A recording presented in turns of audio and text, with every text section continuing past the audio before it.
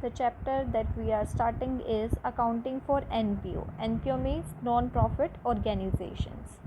तो non profit organisation क्या होती हैं, जो जैसे कि एक बिज़नेस है, उसका मोटिव क्या होता है, प्रॉफिट होता है, तो उसको हम प्रॉफिट मेकिंग कंपनीज़ बोलते हैं या बिज़नेस बोलते हैं.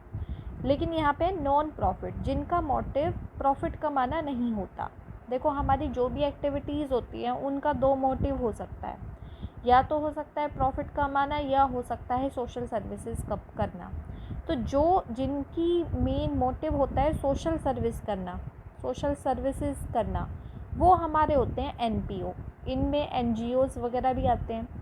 तो कह रहे हैं that are formed not to earn profit but to render services. ये सर्विसेज प्रोवाइड करने के लिए बनाए जाते हैं.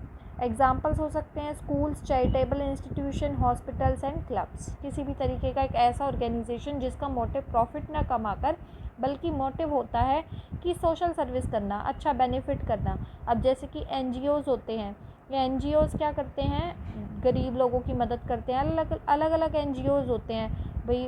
विधवा औरतों के लिए एनजीओ हो सकता है, गरीब बच्चों के लिए हो सकता है, या डिसेबल लोगों के लिए हो सकता है. तो ये इनका मेन मोटिव होता है सोशल सर्विसेज करना, तो उनको ही हम एनपीओ में लेते हैं. अब आप कहोगे कि जो भी हम बिज़नेस करते हैं उनका हम अकाउंटिंग करते हैं, तो हम ये सोचेंगे कि क्या हमें जो प्रॉफिट मेकिंग है उनके अलावा जो ऑर्गेनाइजेशंस हैं जिन्हें हम एनपीओ कहते हैं, क्या उनका अकाउंटिंग करना पड़ता है. तो the answer will be yes, दोनों का ही अकाउंटिंग करना पड़ता है. वो इसलिए करना पड़ता है कि हम प्रॉफिट का तो समझते ही, जो प्रॉफिट मेकिंग बिजनेस होते हैं उनके लिए तो हमें जानना होता है कि नेट प्रॉफिट और नेट लॉस क्या है. जबकि जो सोशल सर्विस के लिए होते हैं एनपीओज़, इनका जानना इसलिए ज़रूरी होता है. हम प्रॉफिट नहीं जानते इसके अंदर, हम ये जानते हैं कि जो भी हमारी इनकम्स है क्या वो सफिशिएंट है हमारे एक्सपेंसेस को पे करने के लिए.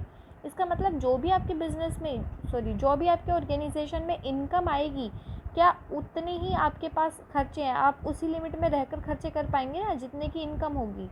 अब इन एनपीओज़ में भी इनकम का सोर्सेज होते हैं जो कि प्रॉफिट मेकिंग से अलग होते हैं. Expenses will be similar, same होंगे कहीं ना कहीं, कि खर्चे वही होंगे, इलेक्ट्रिसिटी बिल पे करना या रेंट पे करना, क्लब में कोई भी खर्चा है वो पे करना, फूड से रिलेटेड खर्चा. तो खर्चे विल बी सिमिलर, बट यहाँ पे जो डिफरेंस आता है वो आता है इनकम में, क्योंकि प्रॉफिट मेकिंग वाले का इनकम अलग ही होता है. सेल परचेज़ कर सेल करना तो इनका इनकम हो जाता है, परचेज़ करना इनका खर्चा हो जाता है. लेकिन इसमें आप ना तो सेल करते हैं ना परचेज़ करते हैं, तो यहाँ पे इनकम का सोर्स जो है वो अलग हो जाता है इनके अकॉर्डिंग, इनके बिहाफ पर. तो यहाँ पे हम देखते हैं कि एनपीओज़ जो हैं वो अपना अकाउंटिंग करते कैसे हैं. जैसे कि प्रॉफिट मेकिंग में क्या था, प्रॉफिट मेकिंग बिजनेस जो होते हैं उनमें जो हम अकाउंटिंग स्टार्ट करते हैं वो ट्रायल बैलेंस से करते हैं, यानी जर्नल एंट्री से लेकर ट्रायल बैलेंस, फिर ट्रायल बैलेंस से trading account, profit and loss account और बैलेंस शीट. जनरली इन दोनों को इकट्ठा ही बनाया जाता है, ट्रेडिंग एंड प्रॉफिट अकाउंट और प्रॉफिट एंड लॉस अकाउंट से. आपको पता ही है इनसे हम क्या निकालते हैं, इनसे ग्रोस प्रॉफिट ग्रोस लॉस निकाला जाता है, इनसे नेट प्रॉफिट नेट लॉस निकाला जाता है, और then we make balance sheet.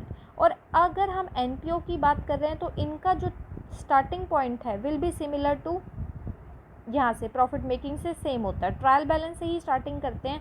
लेकिन यहाँ पर ट्रेडिंग अकाउंट ग्रोस प्रॉफिट नहीं निकाला जाता, क्योंकि हम बार बार कह रहे हैं ये जो सोशल सर्विस होती है ये प्रॉफिट पर फोकस नहीं देती. तो इनके बाद हम निकालते हैं receipts and payment account. Receipts and payment account क्या है, रिसीट्स में हम देखते हैं कि हमें कितना रिसीव हुआ, कैश कितना आ रहा है, पेमेंट यानी कैश कितना जा रहा है. तो it's a type of cash account, एक तरीके से कैश अकाउंट की तरह होता है. लेकिन कैश अकाउंट जो है वो क्रोनोलॉजिकल तरीके से काम करता है, डेट वाइज, कि 12 को आपको मिला, 13 को आपको मिला, 14 को कैश मिला, तो आप कैश अकाउंट में रिकॉर्ड करते हैं. लेकिन रिसीट्स एंड पेमेंट अकाउंट में टोटल ईयर में आपको कितना कैश मिला वो एक बारी में ही दिखा देते हैं. तो रिसीट्स एंड पेमेंट अकाउंट में कैश कितना आया और कैश कितना गया, रिसीट्स आप कितनी कर रहे हैं, पेमेंट आप कितनी कर रहे हैं, तो होता है. It's a type of real account, ये एक तरीके का रियल अकाउंट है, ये इट्स अ रियल अकाउंट है ये. Next is income and expenditure account हम बनाते हैं. तो यहाँ पे प्रॉफिट की कोई बात ही नहीं है, हम इनकम और एक्सपेंडिचर इसलिए बनाते हैं ताकि हम ये दे सकें whether the incomes are sufficient to pay out the expenditures, यानी कि हमारे पास क्या इनकम सफिशिएंट है एक्सपेंसेस के लिए। तो यहाँ पे हम कैलकुलेट कर लेते हैं कि हमारे पास कितनी इनकम है और कितना हम एक्सपेंस कर रहे हैं। तो यहाँ पे एक्सपेंसेस के बारे में मैंने बता दिया, expenses generally as similar to profit making वाली कंपनीज़ की तरह होता है, लेकिन इनकम में यहाँ पे डिफरेंस आ जाता है और then we will make balance sheet. तो यहाँ पे मेन हमारा जो टॉपिक है, हमें पहले आज जो पढ़ना है वो पढ़ना है इनकम्स क्या होती हैं, किस किस तरीके की इनकम्स हो सकती हैं। तो यहाँ पे हम पढ़ेंगे सोर्सेज ऑफ इनकम। किसकी इनकम के बारे में पढ़ रहे हैं, एनपीओज़ की। एनपीओज़ की जो इनकम है वो किस तरीके से हो सकती है। First is subscription. सब्सक्रिप्शन देखो क्या होता है, सब्सक्रिप्शन का मतलब होता है चंदा मांगना। तो देखो जो एनपीओज़ होते हैं वो सब्सक्रिप्शन पे चलते हैं, सब्सक्रिप्शन मांगा जाता है। ये सब्सक्रिप्शन आउटसाइडर से भी मांगा जा सकता है और जो अंदर एनपीओ में काम करने वाले हैं उनसे भी मांगा जा सकता है, ताकि हम आगे जो हमारा एनपीओ है उनमें जो एक्सपेंसेस है उनको मीट आउट कर सकें। तो यहाँ पे सब्सक्रिप्शन जब आपको रिसीव होता है तो आपके पास कैश ही आता है, तो आप एंट्री क्या करते हैं, कैश अकाउंट डेबिटेड, और इनकम का नाम क्या है, सब्सक्रिप्शन। तो सब्सक्रिप्शन ये आपको रेगुलर बेसिस पर होता है, बार बार आपको सब्सक्रिप्शन मिलती है, बार बार रेगुलर बेसिस पर, ठीक है। तो ये रेगुलर बेसिस पर होता है। अब ये कैश अकाउंट जो है इसको दिखाना है, सब्सक्रिप्शन अकाउंट है इनको दिखाना है कि इनको हम ट्रांसफ़र कहाँ करते हैं। तो इनके लिए हम बनाते हैं हमारा सबसे पहले receipts and payment account. Receipts and payment account छोटा सा ही बना के दिखा रहे हैं यहाँ पे।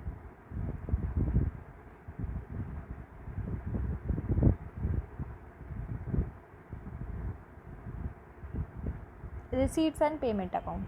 तो हमारे पास कैश आ रहा है, रिसीट्स और पेमेंट में मैंने क्या बताया कि कैश कितना आ रहा है और कैश कितना जा रहा है, ठीक है। रिसीट्स हमारा, पेमेंट अकाउंट रियल अकाउंट होता है। तो यहाँ पे देखो कैश हमारा आ रहा है बिज़नेस के अंदर, तो हमारा यहाँ पे क्या आ जाएगा, टू किस वजह से आ रहा है, सब्सक्रिप्शन की वजह से। तो यहाँ क्या दिखा देंगे, टू सब्सक्रिप्शन रिसीट्स, यानी यहाँ पे रिसीट्स रिकॉर्ड करते हैं, यहाँ पे पेमेंट रिकॉर्ड करते हैं। सब्सक्रिप्शन आपको जितने का भी रिसीव हो रहा है आप उतने का अमाउंट दिखा देंगे। बस यहाँ पे ये देख लो, रिसीट्स एंड पेमेंट अकाउंट हमेशा स्टार्ट होता है हमारे बैलेंस से, यानी पिछला कैश का बैलेंस कितना रखा है, टू बैलेंस ब्रॉट डाउन। यहाँ पे पिछला बैलेंस कैश का कितना रखा है वो दिखाया जाता है। देन जो हमारा नया सब्सक्रिप्शन आ रहा है वो, या पुराना कोई सब्सक्रिप्शन रखा है तो उसे भी हम यहाँ पर ब्रॉट डाउन करके लाते हैं। तो रिसीट्स एंड पेमेंट अकाउंट में हमने कैश को दिखा दिया। तो ये कैश हमारा गया कहाँ पे, ये हमारा गया रिसीट्स एंड पेमेंट अकाउंट में। रिसीट्स एंड पेमेंट अकाउंट में कहाँ गया, डेबिट साइड में। अब हमने हमेशा पढ़ा है एक चीज़ जब डेबिट होती है तो दूसरी चीज़ क्रेडिट ज़रूर होती है। तो क्रेडिट में अगर आप देखो तो दो केस हो सकते हैं, या तो ये इनकम होगा या हमारी लायबिलिटी होगी। अब सब्सक्रिप्शन यानी आपको रेगुलर बेसिस पर मिल रहा है, सब्सक्रिप्शन को आप अपने अकॉर्डिंग अपने एनपीओ में यूज़ कर सकते हैं, तो ये आपके लिए क्या है, आपके लिए ये है इनकम। तो इसे हम कहाँ दिखाएंगे, इनकम एंड एक्सपेंडिचर अकाउंट के अंदर।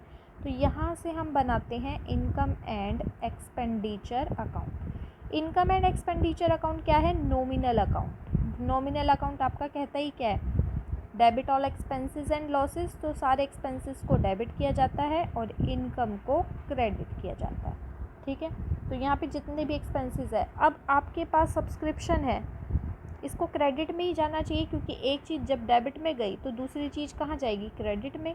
तो यहाँ पे बाय कर कर आपका क्या जाएगा, आपके पास है सब्सक्रिप्शन, सब्सक्रिप्शन का अमाउंट जाएगा जितना भी आपको दे रखा है। तो यहाँ पे एक चीज़ को आप डेबिट कर चुके हैं, तो यही चीज़ यहाँ जाकर क्या हो जाएगी, क्रेडिट, क्योंकि डेबिट है तो एक चीज़ क्या होगी, क्रेडिट। और बाकी हमें पता भी है सब्सक्रिप्शन हमारी इनकम है, इनकम का क्रेडिट बैलेंस होता है तो क्रेडिट साइड में ही जाएगा। तो सब्सक्रिप्शन समझ में आ गया, रेगुलर बेसिस पर होता है, ये चंदा मांगना या आउटसाइडर से या फिर अंदर से ही मांगा जा सकता है। सेकंड जो हमारी टाइप ऑफ इनकम है वो है हमारी एंट्रेंस फीस। एंट्रेंस फीस या हम कह सकते हैं एडमिशन फीस। जैसे कि आप किसी भी क्लब में एडमिशन ले रहे हैं, किसी का भी एडमिशन कर रहे हैं, तो आप क्या लेते हैं, उनसे पैसा लेते हैं। अब जैसे स्कूल भी एक एनपीओ है, तो वो एडमिशन करता है बच्चों का, तो उसके लिए वो कैश लेता है उनसे। तो हम एंट्री क्या करेंगे, कैश अकाउंट डेबिटेड, और टू रीज़न क्या है, एंट्रेंस फीस या फिर हम कह सकते हैं एडमिशन फ़ीस, ठीक है। तो यहाँ पे हम क्या कर रहे हैं, कैश हमारा आ रहा है तो सीधी सी बात है ये हमारा कहाँ जाएगा, रिसीट्स एंड पेमेंट अकाउंट में। फिर से हम इसे यहाँ पर दिखा देंगे टू एंट्रेंस फीस या एडमिशन फ़ीस दिखा दिया, ठीक है। एंट्रेंस फ़ीस के बारे में दो तरीके से हो सकता है, ठीक है। कुछ नहीं कह रखा है एंट्रेंस फ़ीस में, तो हम इसे क्या करते हैं, सिंपली एंट्रेंस फ़ीस हमारी इनकम ले लेते हैं और हम इसे दिखा देते हैं इनकम एंड एक्सपेंडिचर अकाउंट में, क्रेडिट साइड में, ठीक है। इनकम के नाम से हमारा income and expenditure entrance fees दिखा देते हैं। लेकिन कई बार एंट्रेंस फ़ीस में ऐसा कह रखा होता है कि इसका कुछ पार्ट जो है वो कैपिटलाइज्ड किया जाएगा। क्या किया जाएगा, कैपिटलाइज्ड, यानी इसे आप कैपिटल में इंक्लूड करेंगे, कैपिटलाइज्ड, ठीक है।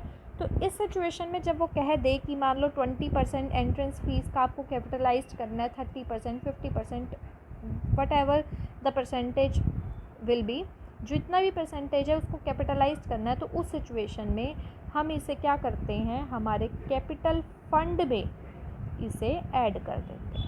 कैपिटल फंड में हम इसे ऐड कर देते हैं अगर ये कह रखा हो कि इसे कैपिटलाइज करना है। कुछ नहीं कह रखा तो हम इसे इनकम एंड एक्सपेंडिचर में इनकम यानी क्रेडिट दिखाते हैं, लेकिन अगर स्पेसिफिकली कह रखा है कैपिटलाइज करना है तो उसे कैपिटल फंड में हम ऐड कर देते हैं। Third point is type of source of income is donation. क्या है, थर्ड इज डोनेशन। डोनेशन यानी कि कोई हमें अपनी मर्जी से डोनेट करता है पैसे, ठीक है, डोनेशन कर देता है। तो हमारी एंट्री तो विल बी सिमिलर, कि हमारी सिमिलर है, cash account debited to donation, entry हमारी सिमिलर है। लेकिन यहाँ पे अब देखना है आपको, टाइप्स ऑफ डोनेशन होते हैं, डोनेशन के भी प्रकार होते हैं।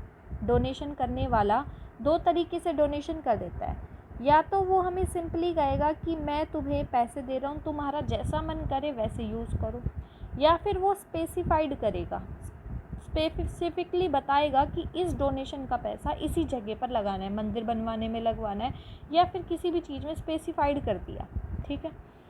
तो यहाँ पे दो तरीके से डोनेशन हो सकती है। एक हो सकती है कि वो पैसा आपके हाथ में फ्रीली है, आप जैसे चाहे वैसे यूज़ कर सकते हैं। तो यहाँ पे देखो, जैसे चाहे वैसे यूज़ कर सकते हैं, तो आपसे क्लियर है कि ये आपके लिए इनकम ट्रीट की जाती है, जैसे चाहे वैसे यूज़ कर सकते हैं, इनकम फ्रीली यूज़ करोगे आप। लेकिन स्पेसिफिकली कह दे कि आपको इसी चीज़ में यूज़ करना है, तो आपके हाथ बन जाते हैं, तो आप उसे इनकम नहीं कह सकते, ठीक है। तो इस सिचुएशन में आपको उसी चीज़ में यूज़ करना है। अगर घर में मम्मी ने कह दिया कि मैं आपको 100 रुपये दे रही हूँ, आप जैसे चाहे वैसा खर्च करो, तो आप सिंपली कहते हैं इनकम है मेरी, मज़ा आ गया मुझे तो। लेकिन आपकी मम्मी आपको कहिए 100 रुपये जो है इसका जाकर कुछ भी ले आओ, पाउडर ले आओ या कुछ भी दूध ले आओ, तो स्पेसिफिकली आपको पाउडर के लिए ही यूज़ करना है। तो ऐसे सिचुएशन में ये आपकी लायबिलिटी होती है, इसे आप बैलेंस शीट में शो करते हैं, ठीक है। कहाँ शो करते हैं, इन बैलेंस शीट। क्लियर है यहाँ से। तो डोनेशन जो है वो आपके लिए इनकम है, लेकिन दो तरीके से इनकम ट्रीट कर सकते हैं। एक तो आपकी एक्चुअल में इनकम कहलाएगी, जिसमें आप डोनेशन को फ्रीली यूज़ कर सकते हैं, तो यानी सिंपल डोनेशन है, कुछ नहीं कह रखा डोनेशन किस चीज़ के लिए है, तो आप जैसे चाहे वैसे यूज़ कर सकते हैं, तभी आपकी इनकम ट्रीट की जाएगी। लेकिन अगर डोनेशन किसी स्पेसिफिक चीज़ के लिए है तो उसे हम लायबिलिटी ट्रीट करेंगे, क्योंकि उसी में हमें उसको लगाना है, ठीक है, हमारे ऊपर एक बर्डन्स आ जाएगा। फोर्थ इज़ डोनेशन के बाद हमारी आती है लेगेसीज़। देखो, लेगेसीज़ का मतलब होता है विल बनाना या वसीयत बनाना, विल करना, वसीयत। डोनेशन एंड लेगेसीज़ आर सिमिलर, एक जैसे हैं, but the difference between both of these, एक ही डिफरेंस है, वो है डोनेशन जो है वो एक जिंदा व्यक्ति करता है, जीने वाला व्यक्ति जो अभी मरा नहीं है, जिंदा है, उसने किया डोनेशन अपनी मर्जी से। लेगेसीज मरने वाला व्यक्ति करता है। मरने वाला व्यक्ति कहोगे मर के क्या कब्र में से निकल कर आया, तो ऐसा नहीं होता। मरने वाला व्यक्ति ये कहता है कि जब मैं मर जाऊंगा तो मेरा जितना भी पैसा है या उसका कुछ पार्ट मेरा दान कर दो, स्कूल में लगा दो या किसी क्लब में लगा दो या किसी चैरिटेबल इंस्टीट्यूशन में, एनजीओ में लगा दो। तो ये विल बना लेता है, वसीयत जिसे हम कहते हैं, वसीयत बना लेता है। तो यानी एक व्यक्ति मरने से पहले अपनी वसीयत बना लेता है, तो उसमें हो सकता है कि वो कहे कि मेरा कुछ जो पार्ट है वसीयत का, कुछ पार्ट दान में दे, कुछ अपने बच्चों को दे दे। और मान लो उसके बच्चे हो ही ना, करोड़ों रुपए वो कमाता है, तो करोड़ों रुपए वो दान में दे देगा। तो लेगेसीज़ की एक अच्छी बात ये होती है कि इनसे होने वाले जो पैसे जो हमें मिलते हैं उनका अमाउंट जो है वो मतलब एक बहुत बड़ा भी हो सकता है, जो आपने उम्मीद भी ना की हो, करोड़ों रुपए में भी हो सकता है, लाखों रुपए में भी हो सकता है, जबकि डोनेशन में लिमिटेड अमाउंट ही होता है। तो लेगेसीज़ जो है वो दो सर्कमस्टेंसेस पर हो सकती है, एक हो सकता है कि छोटा वैल्यू निकले और एक हो सकता है बड़ा वैल्यू निकले। तो यहाँ पे पहले तो एंट्री करो, एंट्री होती है कैश अकाउंट डेबिटेड टू लेगेसीज़, ठीक है, दिखा दी लेगेसीज़। अब यहाँ पे लेगेसीज़ पे दो तरीके से डिपेंड कर सकता है, एक तो हो सकती है स्मॉल वैल्यू हो सकती है और एक आपकी हो सकती है बिग वैल्यू, या तो बड़ा अमाउंट हो सकता है या छोटा अमाउंट हो सकता है। अगर छोटा अमाउंट है, स्मॉल वैल्यू है लेगेसीज़ का, तो आप इसे इनकम एंड एक्सपेंडिचर में दिखाते हैं इनकम के रूप में, ठीक है। लेकिन अगर आपका बिग वैल्यू होता है तो इसे हम ऐड करते हैं कैपिटल फंड में, कैपिटलाइज कर लेते हैं इसे, तो कैपिटल फंड में ऐड किया जाता है। अब आप कहोगे कि हम स्मॉल वैल्यू बिग वैल्यू का कैलकुलेशन कैसे करेंगे, तो आपको कंपैरिजन करना है। कंपैरिजन क्या करना है, बाकी आपके जो क्वेश्चन में दे रखे होंगे अमाउंट, उनसे कंपैरिजन करना है। 1 लाख 2 लाख में सारे अमाउंट दे रखे हैं लेकिन ये करोड़ों में आ जाए तो ये आपके लिए बिग वैल्यू ट्रीट किया जाएगा। यानी आपको क्वेश्चन से ही कंपेयर करना है कि लेगेसीज जो हैं वो छोटी हैं या बड़ी है। उस हिसाब से अगर छोटी है, स्मॉल वैल्यू है, तो आप इसे इनकम एंड एक्सपेंडिचर में इनकम साइड में दिखाएंगे, क्रेडिट साइड में। लेकिन अगर बिग वैल्यू है तो इसे कैपिटल फंड में दिखाएंगे ऐड करके। और एक चीज़ देख लेना, ये जो इनकम एंड एक्सपेंडिचर में जितनी भी चीज़ें डलती हैं ना, वो बाद में जाकर कैपिटल में ही ऐड हो जाती हैं। इनकम पता हो तो हम करते थे ना अकाउंटिंग में, कैपिटल में ऐड कर देते हैं जितनी भी हमारी इनकम होती है, जितने भी हमारे प्रॉफिट्स होते हैं। तो वही बात है, कैपिटल में जाकर बाद में ऐड हो जाता है, इसे हम पहले ही यहाँ पे ऐड कर देते हैं। तो यहाँ पे डिफरेंस कर लेना है। 5th point is grant. Grant का मतलब होता है सहायता करना। ग्रांट मतलब सहायता करना, कोई भी आपकी किसी भी तरीके से सहायता करता है। जैसे गवर्नमेंट है, गवर्नमेंट भी आपको मदद करती है, आप एनजीओ चला रहे हैं तो आपको ग्रांट देती है। तो यहाँ पे आप क्या करते हैं, कैश अकाउंट डेबिटेड और टू ग्रांट्स, ये आपका रेगुलर नेचर पे होता है, टाइमली आपकी मदद करती रहती है। तो इसे हम कहाँ दिखाते हैं, इनकम एंड एक्सपेंडिचर अकाउंट के क्रेडिट साइड में, यानी इनकम में। और ये तो आपको पता ही है कहाँ जाता है, रिसीट्स एंड पेमेंट अकाउंट में, डेबिट साइड में, यानी रिसीट्स में कैश आ रहा है आपके में। Next point is 6th point is आपका है life membership fees. Most important, यहाँ पे देखो बार बार लाइफ मेंबरशिप फ़ीस आपके अकाउंट्स में यानी क्वेश्चन में आएगी। लाइफ मेंबरशिप फ़ीस क्या होती है, देखो सब्सक्रिप्शन जो है वो आप बार बार पे करते हैं, रेगुलर बेसिस पर होता है। जबकि लाइफ मेंबरशिप क्या होती है, आप जिस भी क्लब में हैं या किसी भी चीज़ में हैं तो उसके आप परमानेंट मेंबर बन जाते हैं कुछ के लिए। जैसे आपने पूरे साल की फ़ीस भर दी, आपको बार बार नहीं देना सब्सक्रिप्शन, बार बार नहीं देंगे उसका मेंबर बनने के लिए, आप एक बार ही लाइफ मेंबरशिप फ़ीस पे कर देते हैं। यानी बड़े अमाउंट में होता है ये पैसा, तो बड़े अमाउंट से ट्रीट कर लो। बड़ा अमाउंट है तो उसे हम कैपिटलाइज कर लेते हैं, ठीक है। Life membership one time payment होती है। क्या होती है आपकी, वन टाइम पेमेंट, एक बार की गई पेमेंट। और एक बार की गई पेमेंट बार बार पेमेंट से कंपैरिजन में बड़ी होती है तो बड़े अमाउंट को हम कैपिटलाइज कर लेते हैं। सबसे पहले एंट्री देखो आपकी क्या होगी, cash account debited to life membership fees. Life membership fees तो आपका कैश अकाउंट हमारा कहाँ जाता है, रिसीट्स एंड पेमेंट अकाउंट में, रिसीट्स एंड पेमेंट अकाउंट में। लाइफ मेंबरशिप पे आप देख लेना कि या तो वो कह रहा होगा कि इसे कैपिटलाइज्ड करो, कंडीशन भी दे सकता है, या तो वो कह रहा होगा कैपिटलाइज्ड करो, तो आप क्या करेंगे, कैपिटल फंड में इसे ऐड कर देंगे, कैपिटल फंड में ऐड कर देंगे।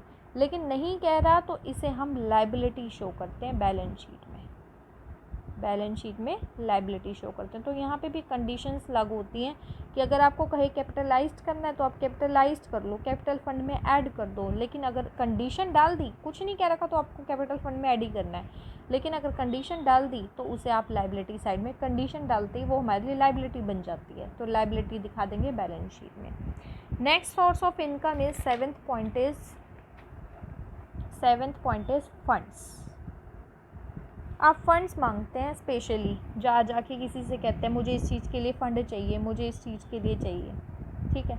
तो आप यहाँ पे एंट्री क्या करते हैं, आपके पास कैश आता है, cash account debited to fund आप स्पेसिफाइड मांग रहे हो, मान लो किसी चीज़ के लिए मांग रहे हो, मुझे मंदिर बनवाना है, मुझे फ़ंड दो।